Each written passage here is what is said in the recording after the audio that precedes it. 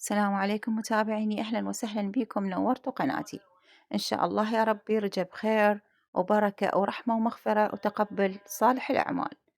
اللهم آمين رب العالمين. هنا سويت حل الترند اللي هو حل الحطب، سويته بطريقة جدا سهلة وسريعة وما ياخذ من عندنا أي وقت. هاي المواد مثل ما تشوفون، هنا عندي البسكت 3 أكواب طحنته بالمحضرة، وهنا عندي حليب حمصته كوبين، حمصته على النار صار لونه بهالشكل، وأيضًا ضفت كوب ونص من الحليب المكثّف، وأيضًا ضفت ظرفين من الفانيلا وعلبتين من هذه القشطة.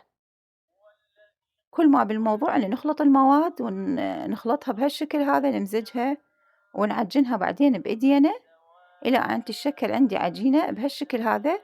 لاحظوا العجينة تكون لا تكون قوية ولا تكون لينة، تكون متماسكة. راح أشكلها بهالشكل هذا مثل ما تشوفون، ما أخذت من عندي أي وقت. وهنا أني حضّرت هذي الكاكاو، أي نوع كاكاو موجود، راح أذوّبه بالمي. وهنا لاحظوا راح أغطي العجينة مالتنا من هذي الجهة، وبعدين يبرد وأسوي الجهة الثانية أيضًا.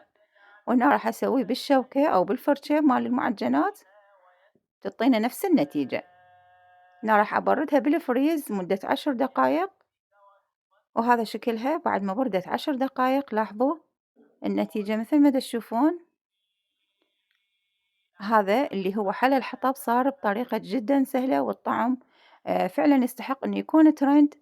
لاحظوا الطعم، أنتم إن شاء الله تجربوه، وأتمنى منكم تشاركون المقطع الفيديو، وإن شاء الله يعجبكم كل فيديوهاتي اللي أقدمها.